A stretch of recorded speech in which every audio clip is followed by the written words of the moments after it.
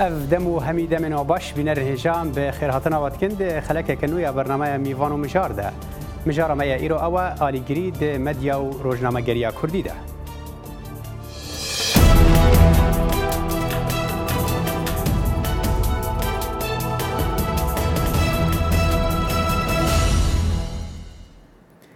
نو شرطیه که مدیا رولک بربچاو بنگهین ده آوا کرنا نرینا گشتیا هر جواک که ده دلیزه و هر چندی دزگهین مدیا بی آلیبن او قاس جواک سوده با آواکی ارینی جی وردگره. روزنامه‌گری و مدیا کردی جی و گلکندن و رنگ بهتر جی دکوه بن باندورا دستلات کسایتی و آلی سیاسی که گلک جاران هن خالو برجواندین تایبت نشان ده. آلیگری ده روزنامه‌گری و مدیا کردی ده چاوایه گلو چه دزگهین کردین ین سربخوا هنه که آرمان جوان تنه شوپاندنا راستیان بن پروپاگاندا چاوا ده روزنامه رادیو و تلویزیون کردی ده دیار ده امی وی مجاره لگل میوان خواه سرکوت شمسدین و فاروق حاجی مصطفی گوتو بیج بکن لبره ام لوی راپورتی تماشا کن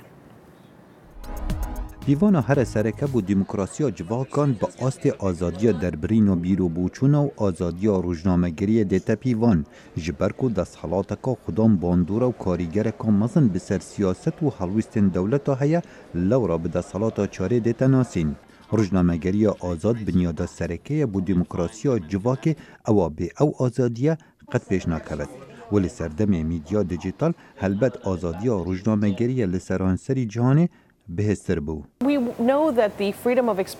ام دزانن آزادیا بیرو رایا باوریا که ناف نتوائیه و دنگه که لسرانسری جهانی دیتا بهیستن. پیام خلکی لسردم راگهاندن دیجیتال هفتینت که تید خلق دیتا تیگهاندن چاوا آزادیا خو لسرانسری جهانی ابکار بینن. 119 سال به سر بلافکرنا یکم روزنامه کردی در باز دبد و به روژا روزنامه‌گری کردی دتناسین دگل و دیروکا درش لپیاما کردان به زحمت دگهته جهانه مدیا کردی دگهاندنا پیاما نشمانی دا قلسه گله قلسه جبرکو نه سر نشتمانی لیلی بیتر سر پارتیان نوچه حاضر دن لبر او راگانانت کردی لأصل حریم کردستان در ناچن و هیچ پروژه و پروگرامی نبوده وی که راگانه برفراوان کنه و لبر به اساسی ام نشین راگانه کنه دولتی بربلاف کنه ولی بونده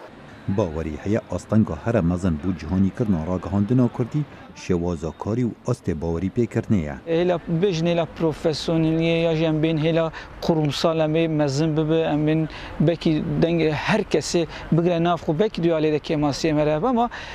بیاری قومی نچات نفساندنی روزنامه‌گری نکرنه دیالیه ده از باورم کاندی کماسی مهوی کماسی دویارسیزی هلا باتی هلا اوی دجی ویالی دجی گلکی زده لسر باندور دکه از باورد کن رنگ او باوریا لاواز براگهاندنا کردی بو گریدانوی با آلین سیاسی و ودگرد میدیا کردی لحریم کردستان هم دیشیم بیجین سربخوی و سربخونیه لبرو دولانه تدلانه که حکومت بخو وکوبوتی او مولتو که دواکاریان که کم با راگاندن درید کتن و اجازه داده وانه که راگاندن خو بلاف کنه و اولای که دیگه جو ارگانت که راگاندن بلاف کنه و ارگانت حزبینه او همو گویی روشنت هیئت حزب خو بلافت کنه و دیشیم بیشین نشه بیجی که راگاندن روزنامه هیچ روزنامه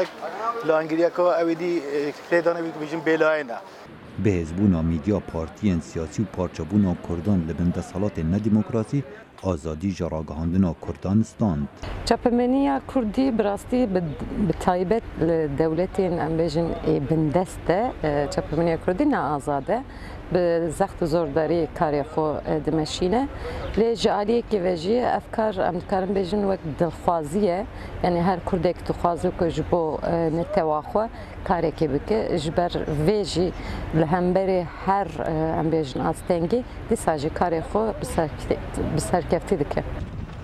توی قانون روزنامه‌گری هرم کردستان و عراق دستوردار که آزاد با روزنامه‌گری مسوگر دکت لی دراستی دا جارسری آستانگان ناکد. قانون روزنامه‌وانی اگر ام بیژن وکو قانون خدمت آمدکلی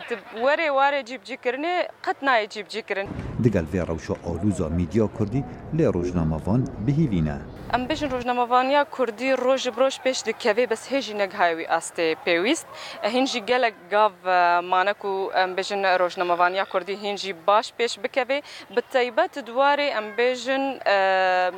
مسئله ناو دولتی نتنه مسئله گریدای کردستانی. براستی چپمنیا کردی هر کدیچه بهتر به پروفسیونالی دبه جبروی که او پیام نشتمانی ده هر واریده به سرکفتی دگیجین جهانی. دناف آلوزیا بالا دستیا پارتیان سیاسی لسر میدیا کردی بتنه بهز کرنا بنیادین دموکراسی چاره سره او جا لسر آست خوجهی یان لسر آست نشتمانی بد. خالد فتاح دنگ امریکا. لی او بنیاد چاوا دکارن به حزبن ده جنگه هکیدا که هبونا دموکراسی راستی پرسیاران دبه و دستلاتا سیاسی پر جارا ریل آزادیا دربرین دیگره.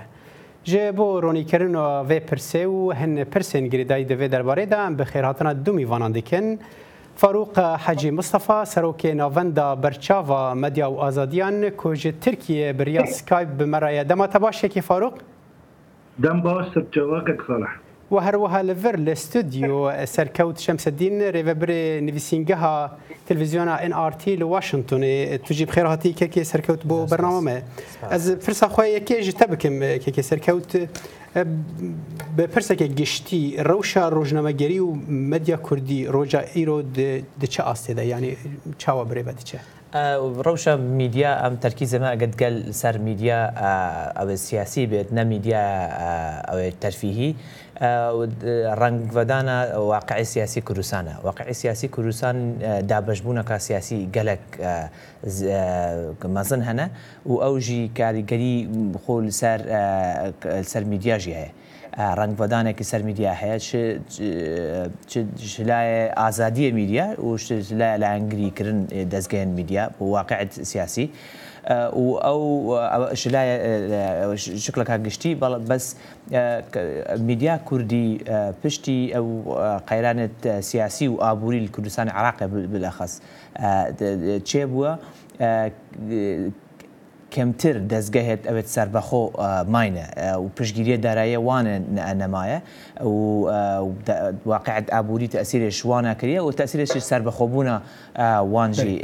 کریه واقع کشلاقه چه واقع سیاسی شلاقه واقع میدیایشی واقع کنه جگیره حرکتی بن باندورا دستلات سیاسی بیتر او آلیگری بالی وقت به باندورا سیاسی وجه چیه باشه تگو کم دزگهن سربخو هنه افته واته کو هند دزگهن سربخو هنه تلقى في كي يعني هند دزگهن سربخو هنه لهريم كردستان وقت بيجي سربخو او ام كردستان عراق هرم كردستان عراق ما دزگه دولت نينه يعني حكومه هرم كردستان ميديا بخو ميديا نينه او ميديا هي ميديا بارتانا بارت سياسي وهذا ديجي ميديا شلا كومبانيا ديتا بشگيري كرن وقت تود بيجي سربخو يعني سر بدا صلاه سياسيه وسرب احزاب سياسيه سربخو شلا ميديا شلا دارای سرب دزگه کی حزبی یا سیاسی نینه او بیشن وان دزگاه بیشن دزگاه سربخو یعنی سر پارش حزب کی سیاسی یعنی ش دولت نه تورگتن بلکو اعتمادی بخول سر خوی سر برهمت دارایی خوی جالی پشتگیری دارایی و انا رنگی جرنگان سربخونه هر حال کی فاروق ازورم علی جمته بری ام درباسی وقت به بکورانی درباسی ناواروکا بنافکرنا هن دزگهام بکن لهرم کردستان لکردستان بگشتی آیا او یعنی آلیگیری و پشتگیری سیاسی بو آلیه کی دیار دبل دیار نابه تو وکو سروک ناوندا برچاو هون چاودیری وان تشتان دکن آیا اف دزگه سربخویه نه سربخویه خوندن و یانجی او لیکولین و شوپاندن و جیرا هون دگهن چه انجامان ده تایبتی درباره مدیا کردیا وان سالین داویده سپاس کک صالح و سپاس یعنی میوان تراجی جبرکو میوان تجی کاربو دو پیش گوتنا خدا هناك يعني بمفردات ذكي جهات ذكي بك يعني على الاساس يعني بك بنجحكو امجي للسر بأخفن براستي مديا سربقا نمري لوي مسألة دنا يعني سربقا دواري آبوري تجارة يعني ميديات بدعمك بتمويلك بشركة ينجي حزب ينجي دولات وحكومات تجارة ميديا ورقاتنا ميديا نا شخصانة يعني شخصك قارئ خارج شكش بركو تكاليف كفر مثلا طيبي و يعني كومبون يعني ام بي شركات باشي دهبن يعني بارتيش باشي دهبن يعني ودولت باشي دهبن لا مرا دنير كيجا ميديا اهانا سربخويا او ميديا هانا كو انزلاق نابه يعني بمعنى احترام حقوق كرامتي جهتك دقريان فردك دقريان ملتك دقري براستي دبي عينكا ملتك يان بعينكا خما ملتك يان عينكا ام بي جواكك طالب الشيء ميديا دست بيتك يا شركاتك يا حزبك يا دولتك يا جواتك اذا مسؤوليه في ميديا ومسؤوليه اجتماعيه هي مري سربوقا ونا سربوقا ده خلال يعني انتهاك هذا دنيا يعني بخلال احترامه يعني سورتي خلقه دنيا احترامه همومي خلقه باشه لگور شو باندنا وكيف فارقون گیشتن انجامان يعني آلیه سربخو هي هر وقت پرسیارا کمشکه که سرکوچی کری ان سربخویا جاری پشتگیری دارایی و آبوری و از بحثا سربخویا وقت به شوپاندنا بویران دکم آیا چه آلی هنه یعنی چه دزگه هنه لهریم کردستان یعنی جیل کردستانی به تواهی لحرچار پرچه کردستانی او دزگه هنه کو کاربن آگاهی با آواکی سر بخو بگیهن بیکو تکون بن باندورا چه آلیین سیاسی مخابن رجلات نابين يعني تما جيش كيجي وام بيجن حتى كردي مجد نافضه حطانها تبيكو اونات بيجن قضايا سياسيه يعني اف مشكلات سياسيه هنا الشرق الاوسط هي وفوضى سياسيه فوضى الجهات تشكرنا وابتدي خلق جي حرب وما حرب جهات تشكرنا سببها هو خطابه انه ازمه خطاب هي ازمه خطاب يعني اعلامه ما كردا يعني ام كردا قجي باش قبل حطانها من نقر بتفيكو شش صالن وحط صالن دربسوي كيسا كما زنبو فرصتا كما زنبو جبركو احداث يعني الرياضه اسكار بجم سد يعني سد احداث هذا تشكل سد خبرها بو نقل بو ما بقرا يعني قربوا بميديات موضوعيه يعني ازنا بجم سربقا جبكي يعني سربقا افلوسا كيانجي قلتنا كمثاليه لا ام بجم ميديات موضوعي مقاربه يعني هموم وشكله خاصتكو تطلعاتي خلقي بكي حتى انا مخابن ميديا كردي نقربوا باش شحط صالي يعني كردي شحط صالي وانا بجم نسل كردي يعني كردستان سوريا بجم لكردستان عراقي جي احداث سنه تيدا هابون لكردستان يعني جي اللي او جي تيدا احداث حتى بس هابون ولا يعني خبر وانا ما زلت كردستان ايراني او كردستان ايراني هنا ام بيدنجو وابي سكني اصلا اعلام تشتي هاني كنبوي واد بيجي يعني قبل دنجيا مثلا خيره انه اعلامك كردي روكي خما وين اخر نقول انه شو خير بل كيف فرق رنجا افغريداي بفشاره دستلات السياسيه يعني او حكومه وان ولطان كناهلن وقت بمديا رولا خباوكي برفره بلي زحر حال كيكي سركوت اخافتنا خذها بحثوي كيكر وكيكي فاروق بحثوي كيكر سربخوي يعني وكو دزجهن كو نجري داي بآلية حكومتي و يعني ندبن دستلات حكومتي دا بحث سربخوي بوي آلي ديكي كو بيتر آلية ام بيجن دارایی و سربخونه بلام لدر ویوان يعني هندك نمونه لهريما كردستان عراق هم بهتر بحث تكنج بر او امتكارن بنجهك او بهتر جنجهك الوادري هي كو تدا مديا بيش كذا وك نمونه بتلفزيون ان ار تي كو تبخل الجلوان كاردكي يا رودا ويا كردستان 24 افانا كو دبيجن امنا وقت ب آلی گرن یان بیشن پشتگیری خوش حکومت ورناگرن یان جی به آواکی هول دادن کد بیشن ام سر بخوانه برای کی جرنگان خواندنا تجوان نمونهیان را چاوه یعنی هندک دناوان ده هنه براستی کاربون هنه کی نزکی سر بخویی ببن وقتی ام بیشن سر بخویی اما ام بچون لازم بهت درس کردن سر بخویی دارایی اما يعني اساسيه يعني پێشمەرجە بۆ هەر دەستگایەکی بێژێت ئەوە دەستگایەکی سەربەخۆیە نەمەرجە ئەو دەستگا ڕاستەوخۆ بشکلێک ڕاستەوخۆ سەر بە ناوەندە ڕاگەاندنە حیزبەکە سیاسی بێ یا دەوڵەتە یان حکوومەت بێت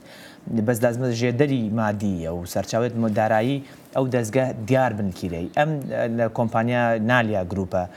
وازەحە و ڕێکلامی مەژی دیارە کە تقریبان تێرە مەسروفاتی NRT دکات. بەس دەستگای هەندی ئەوەی تە بەحثکردن و ئەو دەستگا ئەکوێتە سەر ئەوەی نەسەر بە دەستگایەکی ئەعلامی حیزبێکی دیاری کراوە بەس سەرچاوی دارایی کە پێشتر قسە ئاخاتن سەرهاتەکردن سەرچاوی داراییوان نە اعتیمادی سەر ڕێکلام شکلەکە ڕاستەوخۆ بەڵکی ژلایە هەندێک کەسایەتی سیاسی نەحیزب شوانە نێزیکن بەس ئەڤەنە ئاخافتنە منە نە بۆ منژی بێژم دەستگەیت بەس تاکە دەستگەیت سەر بەخۆی دیارە ڕۆژنامە ئاوێنە سلێمانی دەردکەوێتن ئەو شمێژە و هاوڵاتی هاتە قەباتکردن ئەو دەستگەیت هەمی دەستگەیت ئەهلی و سربەخۆنە شلایە دارایی وەختی بێژم سربەخۆ سربەخۆنە شلایە دارایی دکەین NRT وەکو میدیا لەلایەن وەزارەتی دەرەوەی ئەمریکا وەکی تاکە دەستگەیەکی سربەخۆ لە کوردستانی عراقی مایە و NRT عەرەبیژی لە عراق تەنێ دەستگەیەت عەرەبیە و لایەنە دارایی حیزبێکی سیاسی پشتیوانیە بەڵکو کۆمپانیایەک پشتیوان ئەوی دی وەختی بێژن ئەو بۆچوونێت NRT یا بۆچوونە دەستگەیەکی دی باشە ببوورەکەکی سەرکەوتیانی چقدر زەحمەتە و ئالیەک وەخت بێ دەستگە کۆمپانیەکی ئاواکە و لە دوو ئەو کەسێک وەخت بێ پشتگیری ئەوەی تلڤیزیۆنێت کە کۆمپانیەکیژی ئاواکە و پشتگیری ئەوەی کۆمپانیە بکە دیسا ینی بعینی بشێوە بەس عینی کەس ئەگەر کۆمپانیا ئەو کۆمپانیایەکی دروست بێت بەهاتات بێتە دروستکردن ئەو بۆچوونێت ئەو کەسێت کۆمپانیاکە دامەزراندێت تەسیر سەر کەناڵەکەژی هەیە سەر بۆچوونێت کەناڵەکە هەیە ئەگەر ئەوە کۆمپانیا بە شکلەکە شەرعی یانی شلایە کۆمپانیا بێتە دامەزراندن ئەو ئیشکال تێدانینە بەس شلایە شەفافی شلایە داهاتی دەستگا ئەم زانین کوردستانی عراقی NRT ڕێکە خۆت زانین ینی زانین داهات چەندە ئایچەوە ڕێکلام چەندێک داهات بێتەکرێن و مەسروفات چەندە ئەم کەمترین مەسروفات مقارنە بە دەستگەیەندی هەیە لەبەر ئەو ژیانی لە حتانوکە ینی چالنجێکە دارایی گەلێک مەزن هەیە هەندێک جار ناچارێژی کۆمپانیا نالیا گروپ ڕێکلام تێرا مەناکات کۆڵانە گروپ پارەی زیاتر وەربگرین باش دەخوازم بهتر ئەم بیترێ وەکتی بێ ئالیگیریە مەدیا کوردی دەوە بچن و هەروەها ڕۆژنامەگەریە کوردیژی هەر حال دەوێت بچم ناوەرێک ئەمێ پشتی ناوەرێ ڤەگەرن وەزیل ڤەگەرم گەل کەکی فاروق پرسەکە جویش بکەم بینەرن هێژا پشتی وێ ناوبرێ ئەم ڤەدیگەرن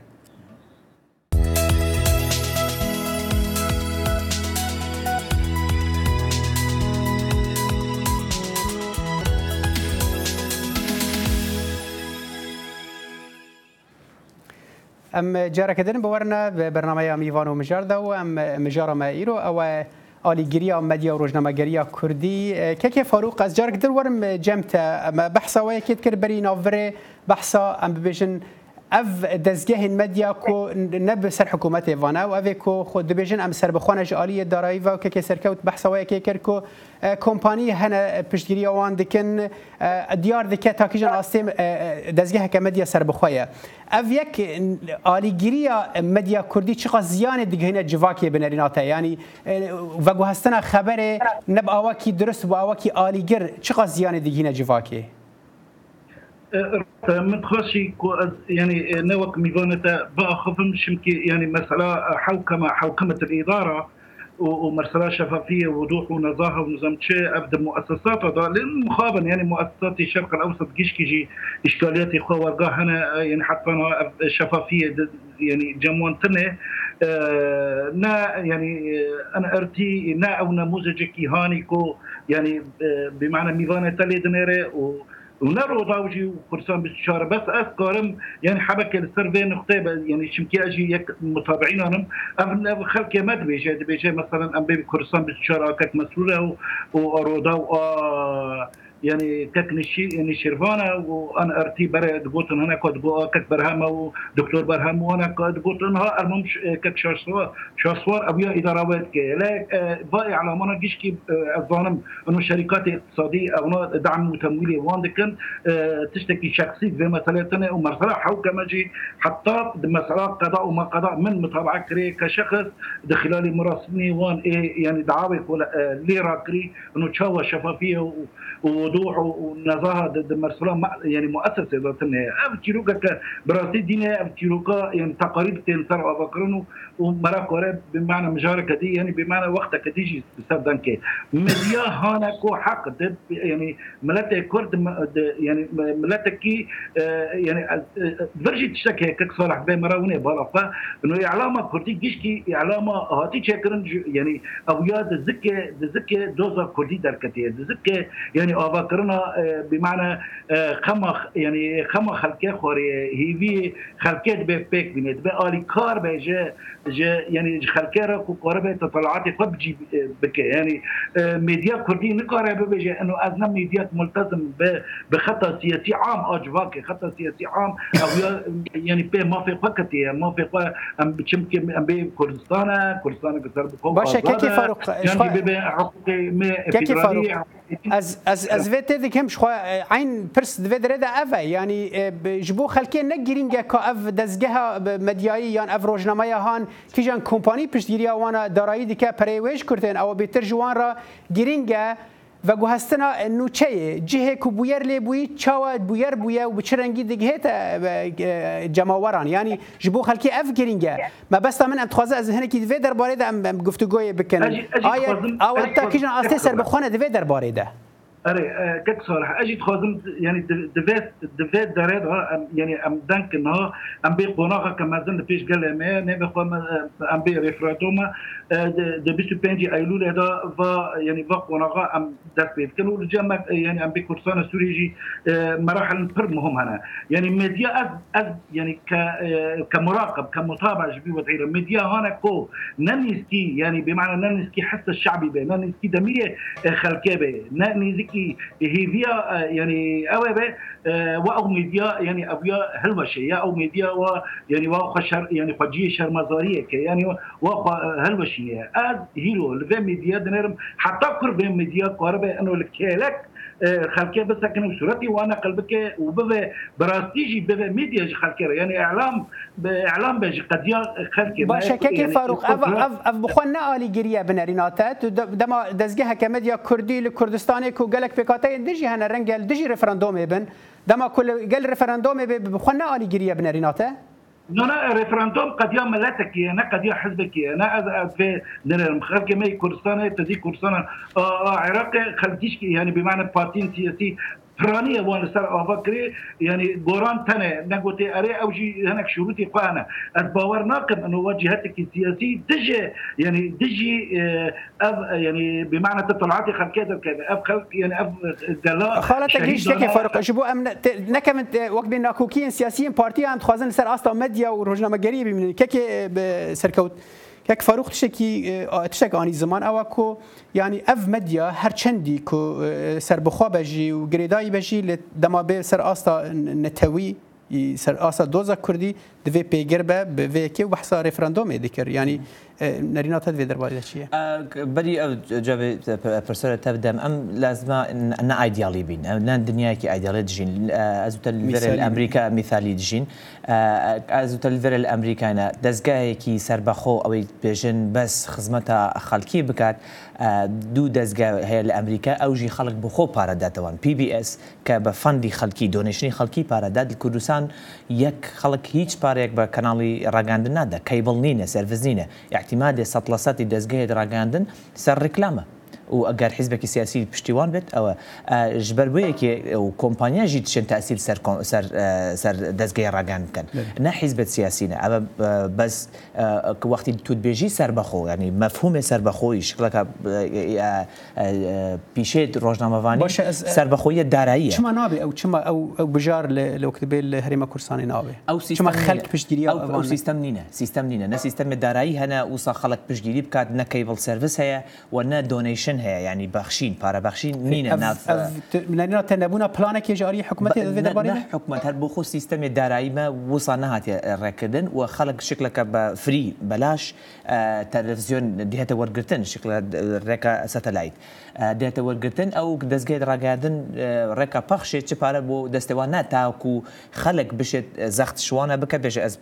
كيبل خو قطعت كم جبروي كي اف كانالنا كلام كسر بخوي جبروي كي كانال من سر كاريجريات كومبانيا نو كومبانيا ناليا وكومبانيا دي ريكلام دنا ما تاثير نشيت ركا غير بالنار استوخو كاريجري سر